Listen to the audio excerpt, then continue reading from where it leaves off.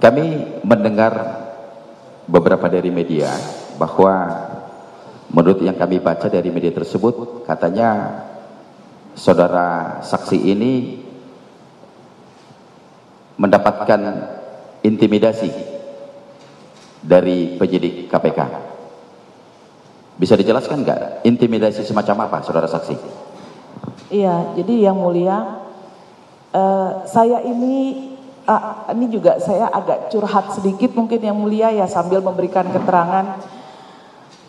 Saya ini kan sudah dinyatakan bersalah menurut putusan yang 28 tadi. Saya sudah divonis dan saya sudah menjalani semua proses-proses hukum dan semua proses-proses. Pada saat masa percobaan saja bisa dilihat saya juga melapor ke Bapas. Bahkan kalau saya pergi saja ke Bandung yang dekat dengan rumah saya juga tetap lapor. Saya tetap bahkan saya berfoto di mana saya tinggal gitu loh. Karena saya berupaya untuk menunjukkan saya ini warga negara yang kemarin salah, iya, saya mau menebus kesalahan saya. Nah, wajar dong kalau saya merasa terintimidasi karena tiba-tiba ada surat panggilan terhadap saya, diminta sebagai saksi, dan ketika itu saksi yang ini apa lagi gitu loh, karena yang saya tahu kan kemarin Harun Masiku, lah ini apa lagi gitu. Karena saya terus terang yang mulia, saya nggak mau nonton televisi, saya nggak mau lihat-lihat podcast, trauma saya yang mulia. Karena trauma itu saya jadi nggak mau saya udah menjalani kehidupan saya dengan enak, tiba-tiba saya dipanggil. Nah, dan oke, walaupun trauma itu ada, tetap saya datangi kok gitu, dan itu juga saya sampaikan yang mulia kepada penyidik Mas Prayitno itu, Mas, saya terus terang sebenarnya punya trauma terhadap panggilan-panggilan kayak gini. Ah, Bu Tio, kenapa harus trauma? Saya bilang, saya ini sudah pernah merasakan dijemput di rumah. Saya bilang, saya lagi enak-enak, saya lagi mau sholat, tiba-tiba saya dijemput dan habis itu saya nggak pulang sampai dengan 2 tahun 8 bulan. Saya bilang, Mas Prayitno waktu itu bilang, oh saya aja biasa diperiksa Kadif Propam katanya. Iya, Mas Prayitno sudah diperiksa Kadif Propam biasa, tapi saya kan masuk di dalam. Saya bilang, saya merasakan di penjara, saya bilang gitu. Dan keluarga saya itu sudah merasakan dampak dari saya ditangkap. Anak saya itu SMA, itu dipanggil sama gurunya di depan orang-orang, dinyatakan, ibu kamu itu koruptor. Anak saya itu, untungnya anak saya udah SMA, jadi sudah, maaf, agak emosional yang mulia. Anak saya bisa menjawab itu, tapi anak saya yang paling kecil itu saya harus sampai bawa ke psikolog dan baru bisa berubah sifatnya untuk bisa ngobrol dengan orang itu baru-baru ini yang mulia. Jadi ya wajar lah kalau saya itu punya trauma, merasa punya trauma, dan suami saya itu sampai keluar dari kerjaan yang mulia, sehingga benar-benar kami nggak punya kehidupan saat itu. Jadi ya makan tabungan yang ada lah. Coba. Jadi maaf ya, tadi pertanyaannya kan soal intimidasi. Iya, maaf yang mulia. Nah, makanya saya bilang apakah itu ada? Saya merasa terintimidasi, iya yang mulia. Iya. Tapi karena yang saudara sampaikan tadi kan soal trauma. Iya, kaitannya nanti ke sana karena abis dari cerita itu kemudian ada rangkaiannya yang mulia. Mohon maaf yang mulia. Boleh? Silakan. Baik. Iya. Habis itu yang mulia, akhirnya mulailah pertanyaan-pertanyaan, tapi masih baik. Mas Prayitno bertanya sama saya masih baik, tapi tiba-tiba di tengah ini ada orang yang masuk yang belakangan saya ketahui namanya Pak Rosa. Datang-datang dia langsung tanya sama saya, Hayat, tolong jelasin Hayat, katanya. Bahasanya seperti itu. Saya langsung tanya, mohon maaf Bang, saya manggilnya Abang ketika itu. Mohon maaf Bang Rosa, Hayat apa ya? Saya bilang gitu. Hayat, udahlah jelaskan Hayat apa Hayat. Saya tuh bingung. Saya bilang, Hayat apa? Saya tolong dikasih clue-nya deh, saya bilang gitu. Saya nggak ada bayangan saya tuh mengenai itu, nggak ada ingatan saya bilang di dalam itu. Terus dia langsung ngomong sama saya, udahlah ayo kita adu deh siapa yang lebih kuat katanya. Sampai berapa lama sih Bu Tio tuh bisa tahan katanya. Terus saya bilang, astagfirullah, lillahi ta'ala Bang, saya ini nggak ngerti itu hayat apa, tolong dikasih penjelasan kepada saya. Kalau saya tahu ya saya akan jelaskan, kalau saya mengerti saya akan jelaskan. Sampai saya ngomong, pada saat pemeriksaan saya yang waktu itu saya dijadikan tersangka, saya bilang, jaksa penuntut umum dan ketua Satgas menyatakan paling kooperatif itu saya loh, saya bilang gitu. Nah saya mesti menjawab apa kalau saya tidak tahu, saya bilang. Baik, ya gimana ya. Jadi saya ya udahlah katanya dia. Sampai berapa lama sih Bu Tio bisa tahan? Lillahi ta'ala Bang, saya bilang. Saya ini sudah menjalani, kalau memang saya masuk lagi, karena begini, ada lagi satu yang bagi saya itu mengintimidasi saya. Saya dibilang, Bu Tio itu berapa lama hukumannya sih? Saya bilang vonis saya 4 tahun. Bu Tio itu penerima itu 4 tahun tuh ini cepet loh, itu ringan loh, itu 4 tahun katanya. Saya bilang, ya saya sih serahkan pada hakim. Kalau bagi saya 4 tahun itu tidak adil bagi saya, tapi ya hakim sudah mengatakan begitu, saya mau bilang apa? Terus dia bilang, bukan berarti Bu Tio nggak bisa lagi loh saya tambah hukumannya. Bu Tio tahu kan pasal 21? Ya saat itu sebenarnya saya nggak tahu pasal 21. Itu pasal 21 Bu Tio bisa saya kenain pasal 21. Dia bilang, ya sudahlah, saya bilang, saya ini saat ini sudah lillahi ta'ala, kalau memang saya masuk lagi berarti Allah menakdirkan saya masuk lagi, saya bilang. Itu benar-benar saya katakan begitu. Nah, kemudian dia keluar sambil mukul meja, dia keluar. Yang kemudian lembut sama saya itu Mas Praitno. Sudah Bu Tio mohon dimengerti saja, beliau itu punya pengalaman yang buruk kemarin waktu Bu Tio kasusnya yang lalu. Saya bilang, loh kalau soal trauma sama, saya kan udah cerita sama Mas, saya bilang saya juga punya trauma loh. Saya bilang, saya nggak menikmati uangnya, saya nggak ngerasain apa-apa, tapi saya yang hukumannya paling lama, saya bilang gitu.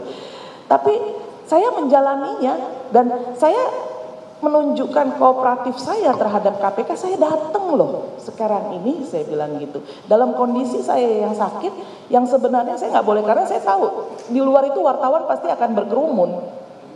Dan saya itu sebetulnya tidak boleh mendekati kerumunan yang banyak, karena saya posisinya gampang tertular penyakit, dan kalau orang hanya 2 hari, saya itu bisa seminggu, bisa 10 hari, dan efeknya itu, dan itu terjadi yang mulia, karena habis itu setelah pemeriksaan itu nggak lama kemudian saya itu masuk UGD, karena saya tidak bisa bangun, saya tidur, ketika saya bangun saya langsung pingsan. Itu terjadi berulang-ulang selama 2 hari, akhirnya saya masuk UGD. Saya harus dirawat, tapi karena uangnya saya persiapkan untuk keberangkatan saya berobat ke Cina, saya minta saya tolong kasih obat saja. Jadi saya diinfus, saya disuntik, saya berobat. Nah, pas pulang dari rumah sakit itu, malah yang di rumah saya ngasih tahu, Ibu ini ada surat dari saya nggak tahu nih dari JNE katanya. Saya terima suratnya, saya buka. Ternyata surat pencekalan yang mulia. Pencekalan dari KPK terhadap saya, dan yang paling lucu terhadap suami saya yang mulia. Suami saya itu kan tidak pernah dipanggil sebagai saksi, tiba-tiba dicekal.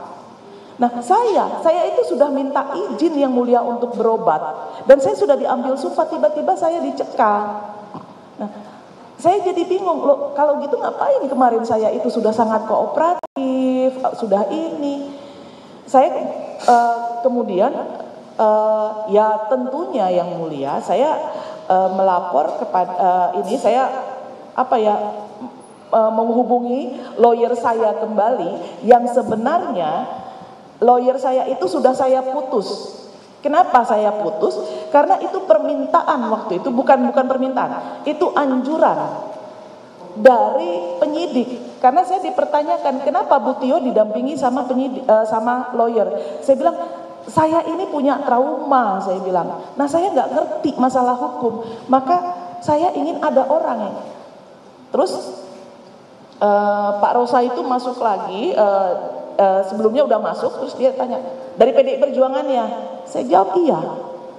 Karena yang terfikir oleh saya ketika saya dipanggil dan saya diskusi dengan suami, karena saya sudah menghubungi lawyer-lawyer saya yang lalu, bahkan yang bukan dari PDI Perjuangan sudah saya hubungi. Merekanya tidak bisa, saya nggak tahu apakah mereka tidak bisa karena takut atau mereka tidak bisa karena, tapi jawabannya mereka punya klien. Nah, sementara saya kan harus segera didampingi ya. Yang terfikir itu ya udah lawyer yang ada. Nah, tapi ternyata itu kemudian menjadi persoalan di dalam. Ya saya bilang gini aja, nggak apa-apa, saya nggak usah pakai itu, tapi tolong bantu saya lawyer. Kalau ada KPK memberikan lawyer kepada saya, nggak usah membayar, saya yang bayar. Tapi tentu sesuai dengan kemampuan yang ada pada saya. Tolong kasih tahu siapa lawyernya, saya bilang gitu. Saya supaya bisa berdiskusi masalah hukum dengan yang saya tidak ketahui bahasa-bahasanya, saya bilang gitu. Nah, saat itu disarankan saya untuk kalau Ibu Tio merasa tertekan, kita akan berikan rekomendasi Ibu untuk ke LPSK. Saat itu saya langsung ngomong, mohon maaf Mas, mohon izin, ada Pak Rosa kan di situ. Saya bilang, ini ada CCTV. Saya bilang, saya mau memberikan pernyataan ini. Saat ini saya justru merasa tertekan oleh Bang Rosa. Saya bilang, tadinya saya dengan Mas Prayitno nggak ada, saya merasa tertekan. Tapi dengan cara Bang Rosa, saya saat ini merasa tertekan. Saya bilang begitu. Akhirnya Bang Rosa itu sampai, Pak Rosa itu sampai bicara sama saya, berapa sih Bu Tio dapat kompensasi? Katanya. Kompensasi apa? Saya bilang gitu. Iya, udah dapat berapa dari Hasto? Katanya. Astagfirullah, saya bilang, saya itu sampai detik ini tuh belum pernah ketemu, justru saya pengen ketemu, saya bilang gitu. Saya ditanya, loh kenapa pengen ketemu Mas Hasto? Loh saya pengen tanya, ini bener gak sih yang berkeliaran isu-isu yang ada di luar? Karena akibat yang seperti di luaran ini, saya kan menjadi menderita seperti sekarang ini. Saya itu kena kanker itu saya ketika di rutan KPK, yang baru ketahuan 2 tahun kemudian setelah saya bebas. Nah, ya sudah Bu Tio, akhirnya Pak Rosa ini keluar, kemudian Mas Prayitno, udah ya Bu Tio yang sabar. Akhirnya saya kembali ini lagi, iya Mas, saya bilang, saya ini udah memberikan keterangan yang sejujur-jujurnya kok. Sekarang gini aja, apa yang KPK mau tanya kepada saya jawab, saya bilang gitu. Tapi tolong, saya jawab yang saya tahu, yang saya mengerti. Kalau saya nggak tahu, saya nggak mengerti, saya nggak mau jawab. Saya bilang, saya itu pertama BAP saya itu sudah jadi fakta persidangan, nggak mungkin saya rubah lagi. Saya bilang gitu. Terus yang kedua, kalau saya bohong, itu kan saya akan terancam pasal memberikan kesaksian palsu. Saya bilang, saya nggak berani, makanya saya bilang gitu. Nah, barulah kemudian berjalan kembali. Ya, sebentar saudara saksi. Kenapa maksudnya dengan soal berita acara itu? Maksudnya kenapa disuruh untuk membuat keterangan baru atau gimana? Ya, saya dibilang bicara yang sejujur-jujurnya, bicara yang sesungguhnya. Ya menurut saya yang sejujurnya dan sesungguhnya itu sudah ada di BAP. Enggak, saudara dipaksa enggak? Enggak, jadi apa? Coba saya rubah ya. Atau mungkin dijanjikan atau diiming-imingi. Oh, ya. Gimana coba? Maaf yang mulia. Jadi waktu surat panggilan saya yang pertama ada itu yang mulia, terus kan karena saya minta tolong maksudnya lawyer. Panggilan yang pertama itu tanggal 6 Januari? Bukan yang mulia, yang Desember itu, akhir Desember. Oh, yang ketika yang saya lagi nggak bisa. Akhirnya menjadi terdakwa. Enggak, saya kan panggilan pertama itu sebenarnya akhir Desember 2024 yang mulia. Iya, yang diperiksa kan sudah diperiksa 2 kali, 6 Januari kan. Ya. Betul. Nah, jadi panggilan yang pertama untuk diperiksa tanggal 6 itu. Tanggal Desember, yang kemudian kita ajukan penundaan untuk tanggal 6 Januari yang mulia. Ya. Nah, pada saat ada surat, kemudian saya tunda, minta 6 Januari. Ada hal yang aneh, ada orang yang minta ketemu dengan saya. Minta ketemu dengan saya, karena saya nggak mau di rumah, yuk kita ketemu di luar. Ya kalau dia sih bilangnya dari teman saya, dapat nomor saya. Ketika ketemu, dia kemudian bilang minta saya untuk bicara yang sesungguhnya, untuk bicara yang sejujurnya. Tapi kemudian ada iming-iming, ya dia bilang ada lah nanti tenang untuk ekonominya Bu Tio. Kita tahu kok Bu Tio itu kemarin di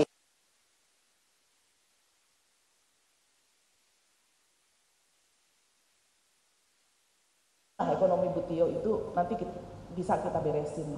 Nah, itu ada. Tapi saya bilang waktu itu. Ya maksudnya diiming-imingi, maksudnya dijanjikan ya. Sejumlah uang begitu? Iya, jadi dia hanya bilang, jadi gini, uang tapi untuk memperbaiki ekonominya Bu Tio.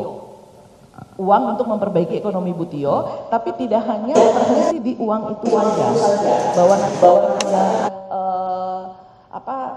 ekonominya pokoknya kembali lagi seperti dulu lagi lah gitu ceritanya yang mulia.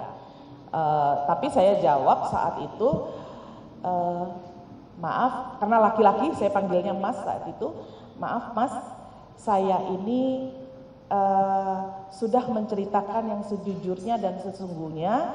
Saya tinggal nanti menunggu kalau KPK memanggil saya nanti ketemu. Kalau saya tahu saya pasti akan jawab jujur kok. Saya pasti akan menjawab yang sesungguhnya.